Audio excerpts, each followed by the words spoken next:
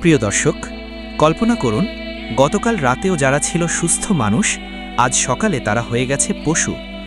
পাশের গ্রামের মানুষ যখন দেয়াল টপকে ভেতরে ঢুকল, তারা ভয়ে পাথর হয়ে গেল। তারা দেখল বিছানায় মানুষের পোশাক পরে, মানুষের গয়না পরে বসে আছে হাজার হাজার বানর। তারা কথা বলতে পারছে না, শুধু অঝরে কাঁদছে আর নিজেদের আত্মীয়দের পা জড়িয়ে ধরছে।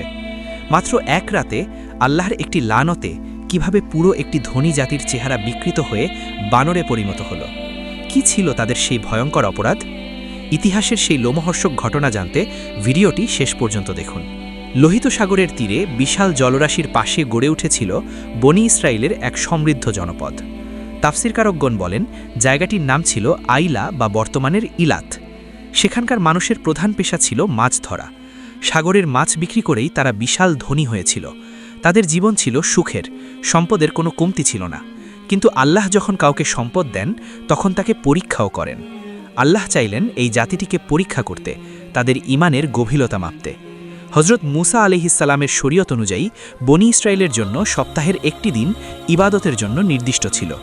সেই দিনটি ছিল শনিবার বা সাবাত। আল্লাহ রাব্বুল আলামিন তাদের উপর কঠোর নির্দেশ জারি করলেন।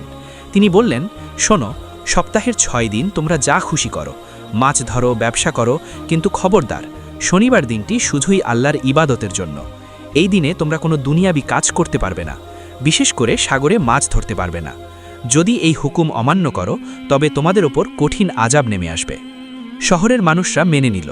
তারা ভাবল, এ আর এমন কি কঠিন কাজ, সপ্তাহে একদিন মাছ না ধরলে আমাদের কিছুই হবে না। কিন্তু শয়তান তো ওত পেতেছিল, আর আল্লাহর পরীক্ষাও ছিল বড় অদ্ভুত। আল্লাহ তাদের পরীক্ষা করার জন্য প্রকৃতির নিয়মকে একটু বদলে দিলেন। সপ্তাহের 6 দিন, রবিবার থেকে শুক্রবার পর্যন্ত, জেলেরা জাল নিয়ে সাগরে যেত। কিন্তু অবাক করা বিষয় হলো, এই 6 দিন সাগরে কোনো মাছ পাওয়া যেত না। জেলেরা সারাদিন পরিশ্রম করে খালি হাতে ক্লান্ত হয়ে ফিরে আসত। সাগরের পানি থাকত একদম ফাঁকা, মাছগুলো যেন ভোজবাজির মতো উধাও হয়ে যেত। কিন্তু যখনই শুক্রবার সন্ধ্যা পার হতো এবং শনিবার বা সাবাত শুরু হতো, তখনই ঘটত এক অলৌকিক ঘটনা। শনিবার সকালবেলা সাগরের পানি মাছের ভিড়ে তোলপাড় হয়ে যেত। বিশাল বিশাল মাছ সাদা সাদা পেট বের করে পানির ওপর ভেসে বেড়াত। মাছগুলো এতটাই কাছে চলে আসতো যে মনে হতো হাত বাড়ালেই ধরা যাবে। তারা যেন জেলের সঙ্গে ঠাট্টা করত, চোখের সামনে দিয়ে ভেসে বেড়াতো, কিন্তু ধরার কোনো উপায় ছিল না। কারণ আজ শনিবার, আজ মাছ ধরা হারাম।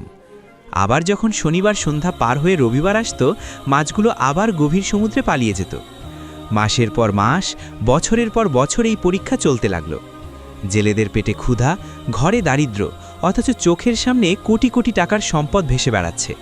তাদের নাফস বা লোভ আর ঠিক থাকতে পারছিল না। তারা সাগরের দিকে তাকায় আর দীর্ঘশ্বাস ফেলে। তাদের ঈমানের বাঁধন ধীরে ধীরে আলগা হতে শুরু করল। শয়তান তখন মানুষের রূপ ধরে অথবা তাদের মনে কুমন্ত্রণা দিয়ে তাদের কাছে এলো। শয়তান তাদের এক অদ্ভুত এবং ধূর্ত বুদ্ধি শিখিয়ে দিল। শয়তান বলল, আরে বোকা জাতি, তোমরা কেন কষ্ট করছো? আল্লাহ তো তোমাদের শনিবার মাছ ধরতে নিষেধ করেছেন, তাই না? কিন্তু মাছ যদি তোমরা আটকে রাখো, তাহলে তো কোনো দোষ নেই। লোভী মানুষরা শয়তানের এই ফতোয়া লুফে নিল। তারা বলল, ঠিকই তো, আমরা তো সরাসরি মাছ ধরব না, আমরা শুধু আটকে রাখব। তারা এক ভয়ঙ্কর ফন্দি আটল। তারা সাগরের তীরে বড় বড় গর্ত বা নালা তৈরি করল। শুক্রবার বিকেলে সূর্য ডোবার আগে তারা সেই নালাগুলোর মুখ খুলে দিত। এরপর শনিবার যখন জোয়ারের সাথে হাজার হাজার মাছ তীরের দিকে আসত, তখন মাছগুলো সেই নালায় বা গর্তে ঢুকে পড়ত। মাছগুলো আটকা পড়ে যেত। শনিবার সারাদিন তারা মাছ ধরত না, তারা দূর থেকে দেখত আর হাসত। মাছগুলো গর্তে লাফালাফি করত।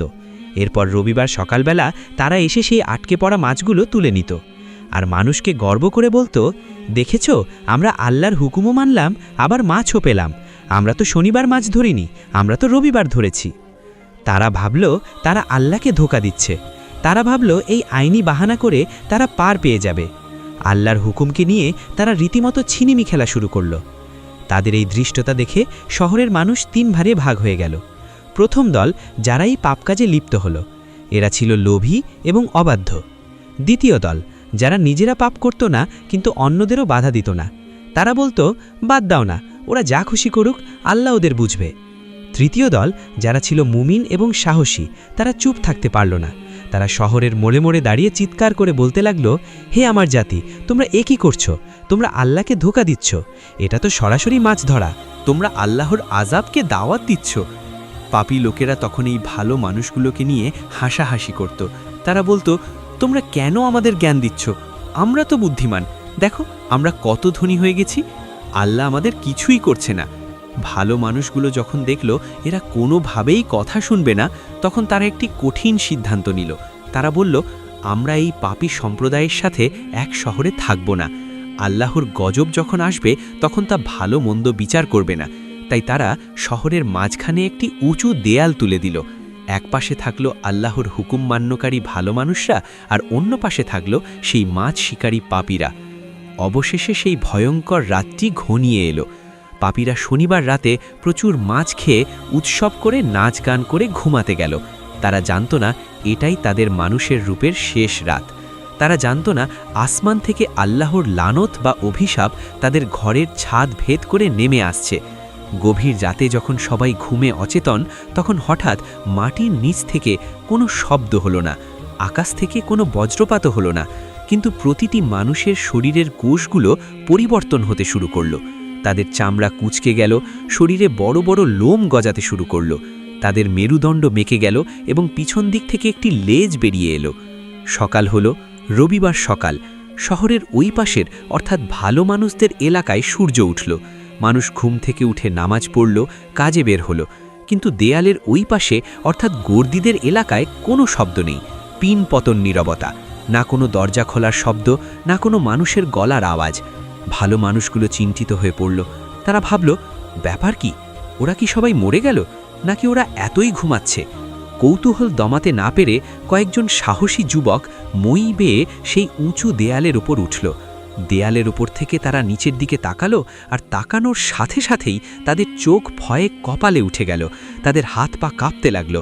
তারা নিচে যা দেখল তা দেখার জন্য পৃথিবীর কোনো মানুষ প্রস্তুত ছিল না। দেয়ালের উপর থেকে সেই যুবকরা দেখল নিচের শহরটি যেন একটি মৃত্যুপুরী নয়, বরং একটি অদ্ভুত চিড়িয়াখানায় পরিণত হয়েছে। শহরের অলিগলি, দোকানপাট এবং ঘরবাড়ি আঙিনায় হাজার হাজার প্রাণী উদ্দেশ্যহীনভাবে ঘুরে বেড়াচ্ছে। যুবকরা ভালো করে তাকালো। প্রাণীগুলো দেখতে অনেকটা বানরের মতো, কিন্তু ঠিক সাধারণ বনের বানর নয়। তাদের শরীরের গঠন, তাদের বসার ভঙ্গি, সবকিছুর মধ্যেই যেন মানুষের ছাপ রয়েছে। যুবকদের হাত পা তখনও কাঁপছে। তারা একে অন্যের দিকে তাকালো। তাদের বুঝতে বাকি রইল না যে আল্লাহর ওয়াদা সত্য হয়েছে।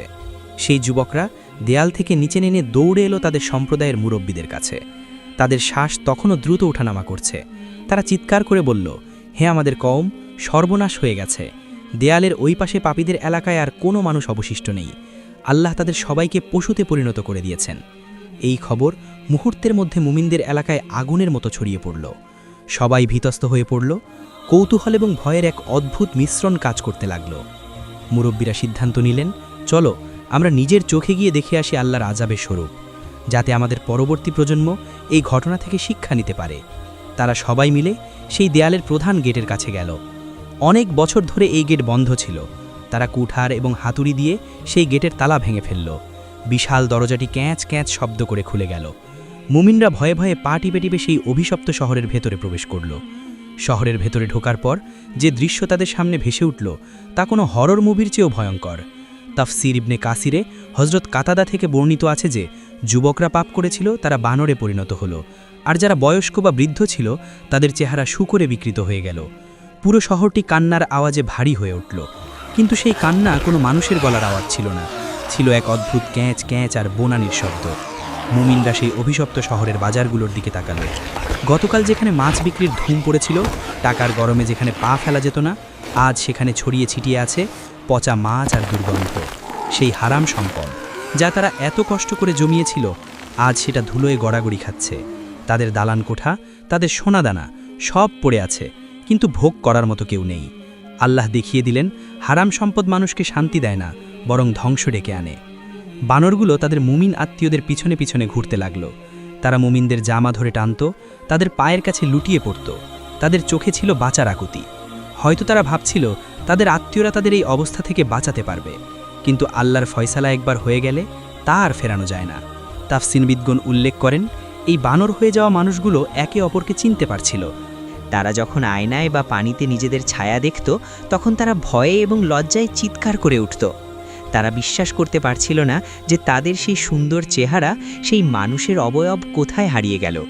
তাদের হাতগুলো এখন লোমে ঢাকা, তাদের নখগুলো বড় বড়, তাদের পেছনে এক লম্বা লেজ। সবচেয়ে করুণ বিষয় হলো তাদের ক্ষুধা এবং তৃষ্ণা। তারা মুমিনদের কাছে খাবার চাইতো, ইশারা করত, কিন্তু তাদের গলার গঠন এমনভাবে বদলে গিয়েছিল যে তারা কোনো খাবার গিলতে পারছিল না, তারা পানি পান করতে পারছিল না। আল্লাহর আযাব তাদের এমনভাবেই ঘিরে ধরেছিল যে দুনিয়ার কোনো নিয়ামত আর তাদের পেটে যাচ্ছিল না। মুমিনরা তাদের এই অবস্থা দেখে চোখের পানি ধরে রাখতে পারল না। তারা আফসোস করে বলতে লাগলো, হায়, কতবার তোমাদের সতর্ক করেছিলাম, কতবার বলেছিলাম আল্লাহর সাথে চালাকি করো না, তোমরা আমাদের বোকা বলতে, তোমরা আমাদের নিয়ে হাসাহাসি করতে। আজ দেখো কে জিতলো আর কে হারলো। এভাবে একদিন 2 দিন কেটে গেল। তাদের আয়ু দ্রুত ফুরিয়ে আসছিল। এক বিভীষিকাময় পরিস্থিতির সৃষ্টি হলো। তাফসিরে এসেছে আল্লাহ রাব্বুল আলামিন এই বিকৃত জীবগুলোকে মাত্র 3 দিন হায়াত দিয়েছিলেন। এই 3 দিন ছিল তাদের জন্য দুনিয়ার বুকে এক জীবন্ত জাহান্নাম। তারা ক্ষুধার যন্ত্রণায় ছটফট করত, কিন্তু তাদের গলার গঠন বদলে যাওয়ার কারণে তারা কোনো খাবার গিলতে পারত না, তারা পানি পান করতে পারত না।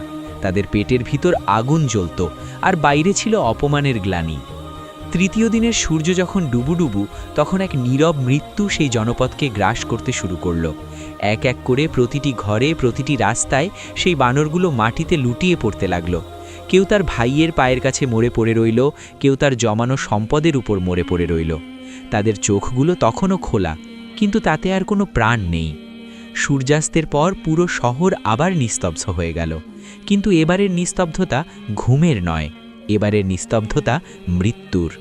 হাজার হাজার মানুষ যারা আল্লাহর হুকুমকে নিয়ে ঠাট্টা করেছিল, যারা শয়তানের শেখানো বুদ্ধিতে মাছ শিকার করে নিজেদের চালাক ভেবেছিল, মাত্র 72 ঘন্টার ব্যবধানে তারা পৃথিবী থেকে এমনভাবে মুছে গেল যেন তাদের কোনো অস্তিত্বই ছিল না। তাফসিরে এসেছে আল্লাহ রাব্বুল আলামিন প্রবল বাতাস বা সমুদ্রের জলোচ্ছ্বাস পাঠিয়েছিলেন। সেই বাতাস বা পানি তাদের মৃতদেহগুলোকে ভাসিয়ে নিয়ে গভীর সমুদ্রে ফেলে দিন। লোহিত সাগরের নীল জলরাশি তাদের পচাগলা দেহগুলোকে গিলে খেল। শহরে তাদের কোনো কবর রইল না, কোনো চিহ্ন রইল না। পড়ে রইল শুধু তাদের সেই খালি অট্টালিকাগুলো আর তাদের জমানো সেই অভিশপ্ত সম্পদ। মুমিনরা যারা দেয়ালের ওই পাশে ছিল তারা আল্লাহর শুকরিয়া আদায় করল যে আল্লাহ তাদের রক্ষা করেছেন। তারা বুঝতে পারল তাদের বেঁচে থাকার একমাত্র কারণ ছিল তারা অন্যায়ের প্রতিবাদ করেছিল, তারা চুপ করে থাকেনি। লোহিত সাগরের তীরে সেই জনপদ আজ আর নেই, কিন্তু তাদের এই ঘটনা পবিত্র কোরআনের সূরা বাকারার 65-66 নম্বর আয়াতে এবং সূরা আল আরাফে কিয়ামত পর্যন্ত সব মানুষের জন্য এক জ্বলন্ত দলিল হয়ে আছে। আল্লাহ বলেছেন, আমি এই ঘটনাকে তাদের সমসাময়িক এবং পরবর্তী প্রজন্মের জন্য দৃষ্টান্ত এবং মুত্তাকিদের জন্য উপদেশ স্বরূপ বানিয়েছি। এখন প্রশ্ন হলো, আমরা কি আসহাবে সাবদের মতো আচরণ করছি না? সেই জাতি সরাসরি মাছ ধরেনি, তারা গর্ত করে মাছ আটকে রেখেছিল। তারা ভেবেছিল পদ্ধতিটা একটু ঘুরিয়ে দিলেই পাপ আর পাপ থাকে না। আজ আমরাও কি একই কাজ করছি না? সুদ খাওয়া হারাম, তাই আমরা নাম দিয়েছি মুনাফা বা সার্ভিস চার্জ। ঘুষ খাওয়া হারাম, তাই আমরা নাম দিয়েছি বকশিস বা স্পিড মানি। অশ্লীলতা হারাম, কিন্তু আমরা ফ্যাশন বা সংস্কৃতির নাম দিয়ে বেহায়াপনাকে হালাল করে নিয়েছি। মনে রাখবেন, আপনি নাম পাল্টালে আল্লাহর বিধান পাল্টায় না। আপনি মানুষকে ধোঁকা দিতে পারেন, রাষ্ট্রকে ধোঁকা দিতে পারেন, কিন্তু ইন্নাল্লাহা আলিমুন বিজাতি সুদূর, অর্থাৎ নিশ্চয়ই আল্লাহ অন্তরের খবর জানেন। আল্লাহর সাথে চালাকি করার পরিণাম বড়ই ভয়াবহ। সেই শহরে 3 ধরনের মানুষ ছিল: পাপী, নীরব দর্শক এবং প্রতিবাদকারী। কেবল প্রতিবাদকারীদেরই সম্মানের সাথে বাঁচিয়ে রেখেছিলেন। যারা পাপ করেনি কিন্তু পাপীদের দেখেও চুপ ছিল, তাফসিরের অনেক মত অনুযায়ী তারাও ধ্বংসের হাত থেকে রেহাই পায়নি, অথবা তাদেরও লাঞ্ছিত হতে হয়েছে। আজ আমাদের সমাজের চোখের সামনে অন্যায় হয়, কিন্তু আমরা বলি, আমার কি দরকার ঝামেলায় জড়ানোর? এই চুপ থাকাই আমাদের ধ্বংসের কারণ হতে পারে। তারা সম্পদের লোভে শনিবারের পবিত্রতা নষ্ট করেছিল। আমরাও আজ টাকার লোভে হালাল হারাম বাজ বিচার করি না। আমরা ভাবি টাকা থাকলে সব ঠিক, কিন্তু আসহাবে সাবদের সেই বানরগুলোর দিকে তাকান। তাদের শরীরে দামি কাপড় ছিল, ঘরে সোনা দানা ছিল, কিন্তু সেগুলো তাদের বাঁচাতে পারেনি। হারাম সম্পদ দুনিয়াতেও শান্তি দেয় না, আখেরাতেও জাহান্নামের কারণ হয়। প্রিয় দর্শক, আসহাবে সাবদের সেই খালি শহর আজও আমাদের ডাক দিয়ে বলছে, আল্লাহর হুকুম মানার মধ্যেই শান্তি, আল্লাহর সীমার বাইরে গেলেই ধ্বংস। শয়তান আপনাকে অনেক বুদ্ধি দেবে, অনেক শর্টকাট রাস্তা দেখাবে, কিন্তু সেই রাস্তার শেষ মাথায় আছে শুধুই লাঞ্ছনা আর অপমান। আসুন আমরা তওবা করি। আমাদের জীবনে যদি কোনো শনিবারের মাছ শিকারের মতো বা আল্লাহর সাথে প্রতারণা থাকে, তবে আজই তা ছেড়ে দিই। আল্লাহ আমাদের সবাইকে খাঁটি মুমিন হিসেবে কবুল করুন এবং আসহাবে সাবদের মতো করুণ পরিণতি থেকে আমাদের ও আমাদের পরিবারকে হেফাজত করুন। আমিন। প্রিয় দর্শক, এই ছিল আজকের ভিডিওটি কেমন লাগলো কমেন্টে জানাতে ভুলবেন না। আপনি কোন জায়গা থেকে দেখছেন সেটাও লিখুন, আর কোন বিষয় নিয়ে ভিডিও চান তা জানিয়ে দিন। চ্যানেলটি সাবস্ক্রাইব করে সাথে থাকুন। আল্লাহ সবাইকে ভালো রাখুন। আমিন।